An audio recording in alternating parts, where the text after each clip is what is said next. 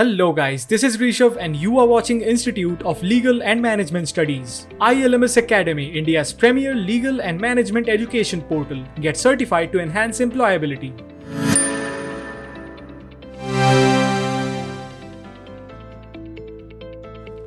Basics to contract drafting and contract review.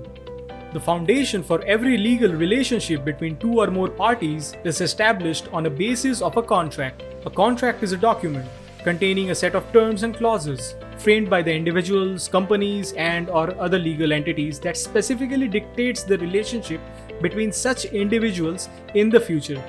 Once the contract is drafted, affirmed, and signed by the parties, it must be registered. Please note that registration of a contract is a very important task that must be completed by the parties to the contract. Drafting of a contract is the step-by-step inclusion of specific clauses, terms and conditions that are expressed as per the needs and wants of the party or parties to the contract. While making a draft, one must consider various issues including the subject of the contract, goods to be manufactured, amount of consideration, indemnity, dispute resolution, etc. To put it simply, contract review is the thorough analysis of the terms, clauses, and conditions that are inscribed in the contract. It is an attempt to understand each clause along with the purpose behind framing of such clause. Every person can review the contract himself or herself thoroughly or seek professional assistance from attorneys and advocates to do the review for them. We must keep in mind that contract review can solve many problems and issues at an early stage, thereby avoiding losses and harassment in the long run. In this video, we will look into a few areas that we all must consider while drafting and reviewing a contract. Please note that this is not a subject that most of us were taught in our years in the law school. This is a skill that many of us has developed over years of experience. Thus, even though this video only describes briefly how one can draft and review a contract, this video itself is an attempt to bridge the gap between the theory and the practical, between the study of the documents and laws and their practical applicability and relationship. Importance of a written contract. This is a topic that has been in debate for a very long time. Contracts are basically of two types, oral and written. Oral contracts can be seen as a system of understanding between the parties whereby they agree to certain terms that are orally made and to act on such terms. Written contracts are contracts wherein the party or parties to the contract expresses and record each and every term of the agreement between them. While in most countries both types of contracts are taken to be valid, when it comes to enforceability of such contracts, the latter is easily relied upon and is much easier to function with. Oral contracts are very difficult to prove in the court of law because of its nature. Since nothing is expressly recorded, this becomes the first defense that every lawyer uses to escape from any dispute or suit against his or her client. The victim in such cases will have a difficult time to prove that there in fact exists an oral contract between the parties, which is legally binding and enforceable upon the parties to such contract, and that he or she or it is a victim to the violation of certain terms so agreed upon under such contract. Hence, it is always advisable to make use of a written contract. Such contract will consist of specific clauses which may be written in by one or more parties to the contract, but is only considered legally binding when all the parties to the contract give their consent to it.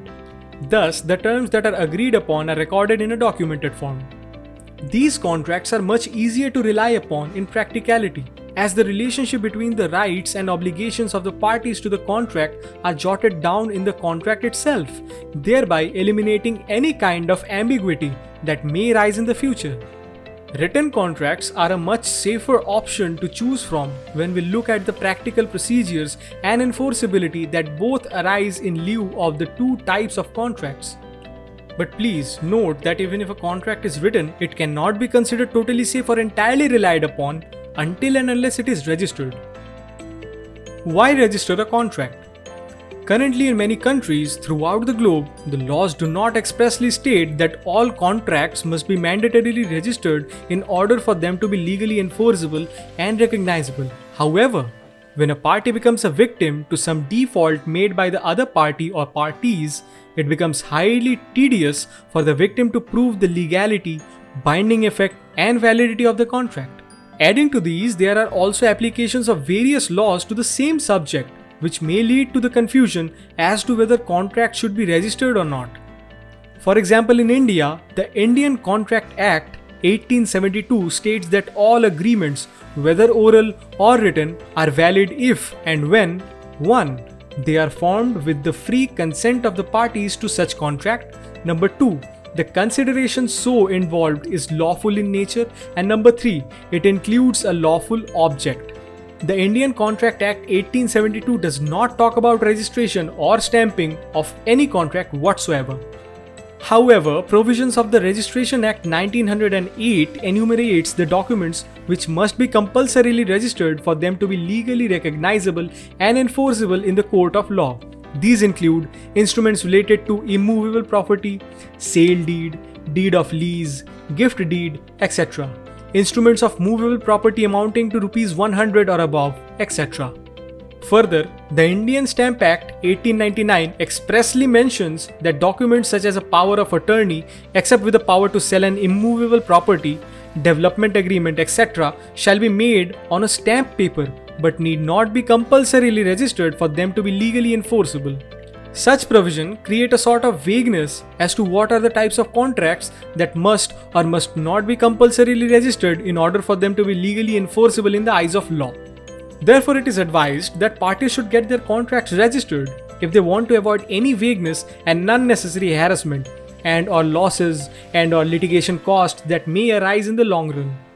The person reviewing the contract must also understand the importance of registration of a contract. If the review of the contract is taking place pre-registration, then one must understand the importance of each clause and how changing or modifying any unwanted terms can save the parties much harassment and cost in the future. If the review is taking place post-registration, it helps the reviewer understand the gravity of the clauses imbibed in the contract and how such clauses will affect both parties, especially in times of disputes. The basic process. Firstly, the person drafting or reviewing the contract must attain the knowledge of the purpose of making the contract. One must understand what the subject and object of the contract is, and what is the role played by the parties in achieving the desired subject or object. The contract must include the right and duties that the parties to the contract have in relation to one another. Each of the parties is there to fulfill a particular purpose, and such purpose and role must be easily and clearly understood while drafting as well as reviewing the contract. Secondly, the feasibility of the contract must be kept in mind. Whether the terms and conditions given in the contract are capable of being carried out, whether the parties to the contract are capable of executing their rights and duties, which party or parties gain most, and which one takes upon most of the liability during the tenure of the contract, etc. Such questions need to be answered in order to determine the feasibility of a contract. Thirdly, one must be able to predict the issues and/or problems and/or disputes that may arise out of the contract in future scenarios. The person drafting as well as the person reviewing the contract must be able to understand what terms and clauses may give rise to a risk which may cause disputes and/or losses between the parties in the future.